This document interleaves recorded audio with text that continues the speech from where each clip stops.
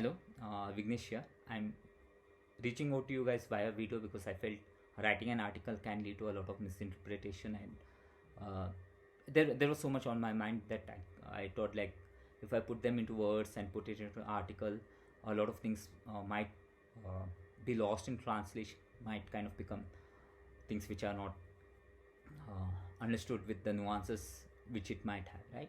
So making this video, it might go to 15-20 minutes, so please bear with me. Nothing fancy, whatever I have on my mind, I'm talking to you guys, right? Cool.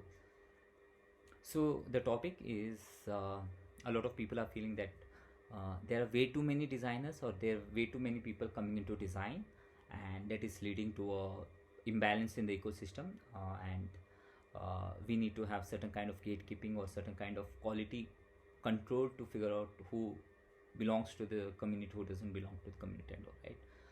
uh, and there's certain merit to that argument.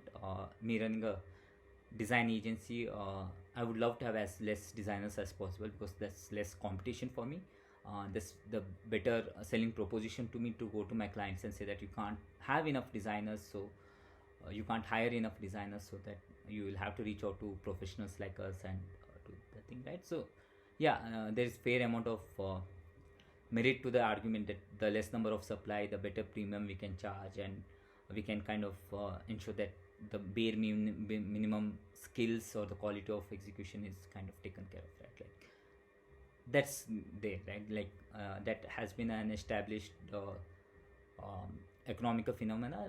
The moment you kind of control the number of uh, service provider, the people who provide service have a better margin and have a better control over all the negotiations they have, right? So fair enough, nothing wrong with that, right? And that works in my favor. That works in favor of what I have been doing from last year or so. The moment someone says that they can hire a designer and train them by themselves, uh, I'm tempted to say no. You can't train designers by yourself. You need an ecosystem to do that, and all, right? So irrespective of what works for me or what doesn't work for me, there are certain things which we have to see from a larger perspective, right? Do I think we need more designers? Like someone said that there are 4 lakh people willing to become designers versus only 20,000 jobs being in the market, right? I think we need more designers, right? We need more designers. Do we need quality designers? Do we need less quality designers or more mass produced designers? My answer is that we need more quality designers, and one of the way is to reach to have a lot of quality designers is to start having a lot of designers, and give them time, give them opportunity, give them necessary stuff which is required for them to become a quality designer, right? India did not have like lakhs of tens of lakhs of quality software professionals, say somewhere in 1990s, right? The colleges were not ready to produce, have all people be industry ready, right? So there were a lot of software firms which had their in-house training and development, and kind of ensure at least there were designers, there were engineers of certain quality who could be deployed for international projects. And currently I think India has close to like 3 million software professionals, coders, testers having that, right? Where all of these 3 million software professionals as good as we perceive them to be when they were just out of the college? Definitely not. A lot of them would not have even written a line of a code with confidence per se, right? But yeah, the industry had to grow. Industry kind of found ways to facilitate people to become a good engineer from someone who was not a good engineer, right? Let's not talk about the great engineers or architects and all. Someone who could handle the project on their own, or in presence of a team, who could fit into the team and kind of ensure the projects were done in the right time. The industry kind of adopted to that, and then systems were built to ensure that the quality was taken care of, and all, right? So that's my answer to that, right? Like, if you want to have a good pool of designers, you first have to increase the pool, right? And then you can ensure that quality of the designers in that pool kind of gets better, right?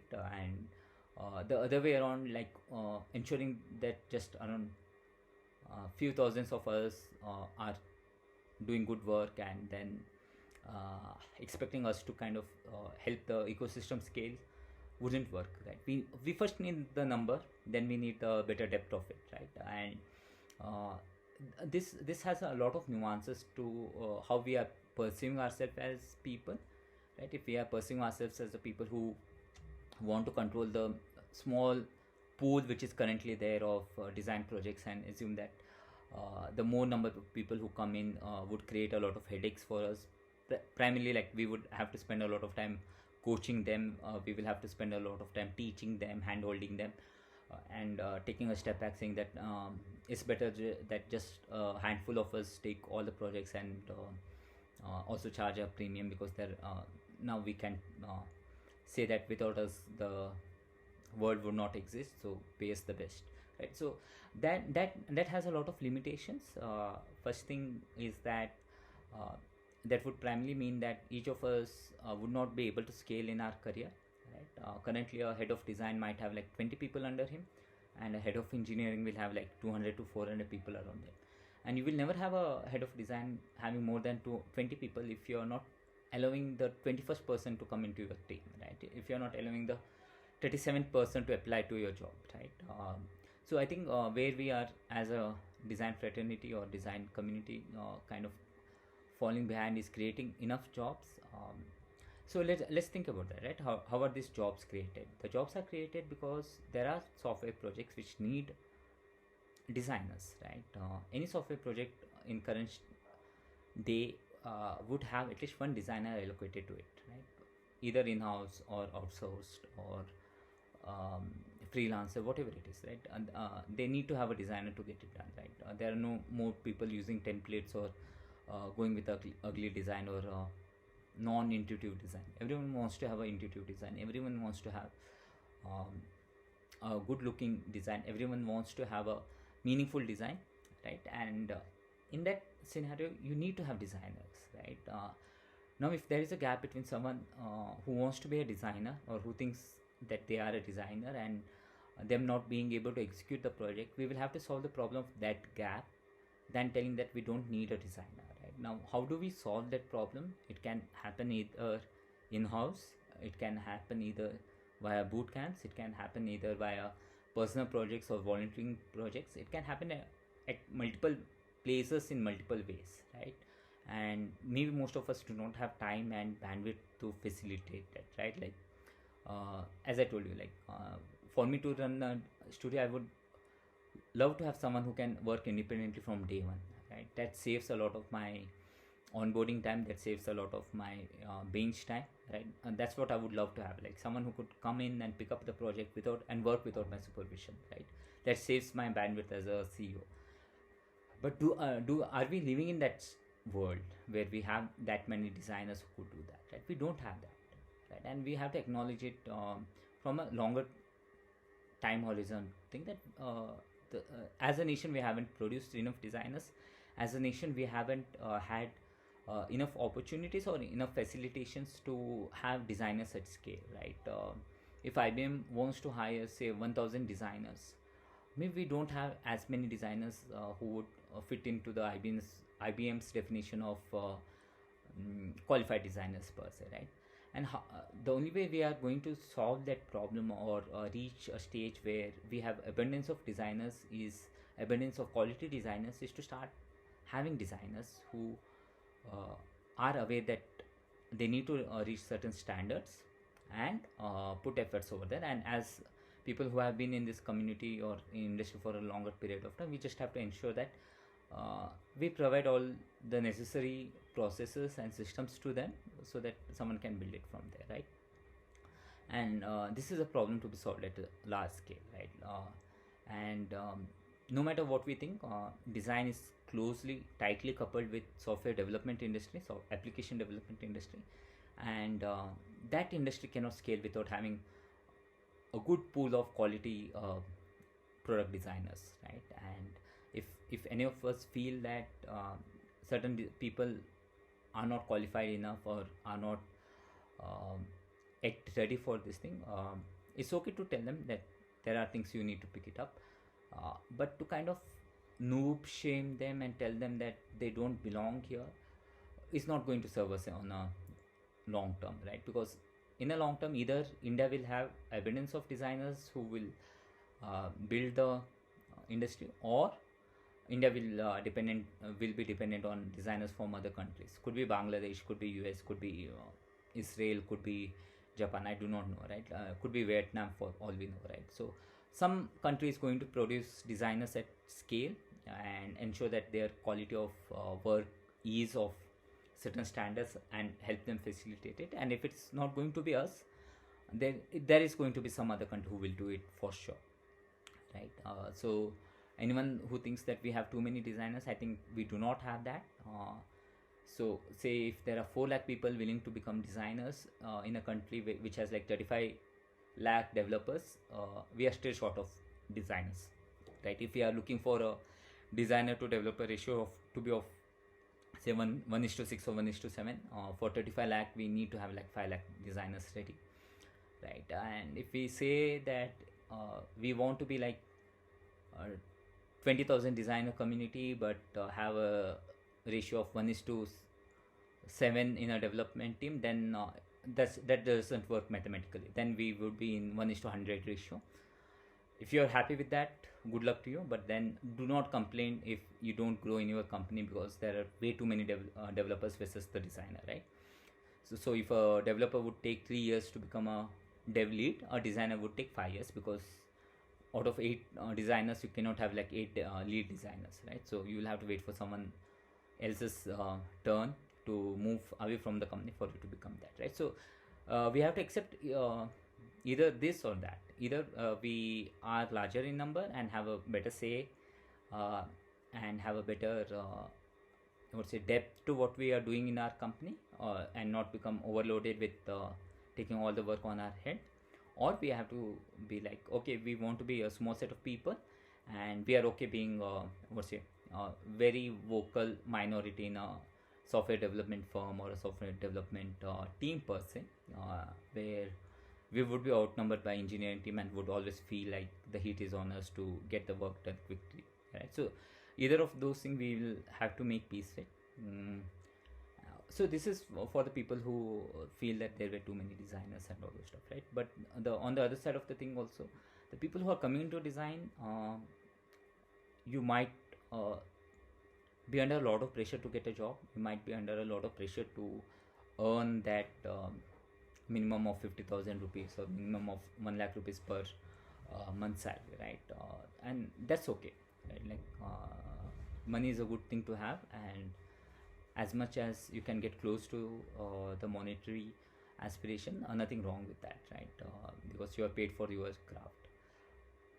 But practical also, you are paid for doing the work, and you are not paid for wanting to be something. You are not paid for someone who wants to learn. You are not paid for someone who has knowledge of something, but the money usually comes after getting the work done, right? Like money comes from the software development budget allocated to that product, software design, or product design, product development, whatever you can call it as, right? So no matter where you are working, someone would have allotted a set of money for a set of work to be done, right? The only exception would be when you are a fresher and you are doing an internship, or you are in a company like Infosys where the first 6 months you are trained, or you are in another company where for the first 3 months they are okay you not being working on any project, because they kind of consider it to be onboarding cost or onboarding period, which is fine, right? But even in those companies, after a certain point of time, you are paid because you do something, right? You are not paid because you are someone. You are not paid because you know something, or you are not paid because you have certain opinions, right?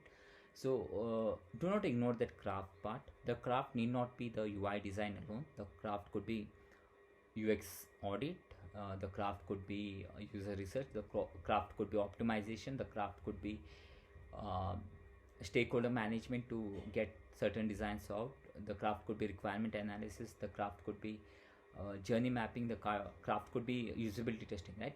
It could be any of the craft, but you are paid for getting those craft done in a way which benefits the project, right? The budget usually comes from the money which was allocated for the team to get something done, right? It wasn't allocated for the team which knows things, right? It was allocated for the thing which can get something done, and the only way uh, it is justified is when the things are done in the right way, right? So knowing something can help you achieve those things. Knowing something can put you ahead of other people who can get it done, but uh, eventually you will be paid for getting things done, right? And which I do not see with a lot of people who want to get into the design field, right? The question you will have to ask yourself is that what is that you are adding to the team, right? If your answer is that you are adding your design certificate to the team, doesn't add much value to the team, right? If you are saying that your portfolio is going to add value to the company, not really. So what is that you are going to help the hiring team with?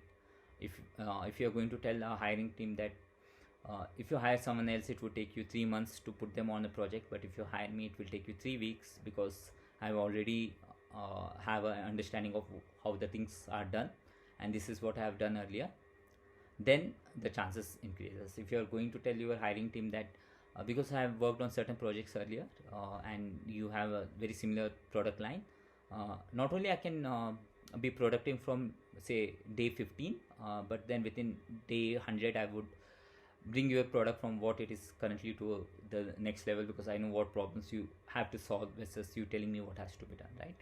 So what is that you bring to the table to get things done, to get things done in a more bold way, to get things done in more effective way, to get things done in a way where others might not have conceived it to happen, is important, right? And if you can establish it via portfolio, great. If you can establish it via your educational credentials, great. If you can establish it via your personal branding or your social media presence, great. But then what do you do after establishing it is as important as establishing a certain perception per se, right? So if you don't do that, you will eventually get the hit of it, right? You will start hitting a invisible wall, and you would think of everyone who would be responsible for that other than yourself. But practically it's been that someone had spent money on you and you haven't given the returns. It's as simple as that, right? Like salary is not a function of your educational qualification. Salary is function of what you are going to give to the team, right? You give value, you get back your money, right? And there are different ways of looking at salary, what is the right thing and all this, and there are different ways of looking at things like who pays well, who pays better, and all, and that's totally personal choice. And there are limited seats in each of the buses, right? So if you're competing at a bus which just has like 20 seats and there are 200 people competing it, be sure that 180 of them are going to be rejected, right? And if you're at a place where there are 30 people waiting for a bus with 20 seats, there are only like 10 people who will miss the bus, right?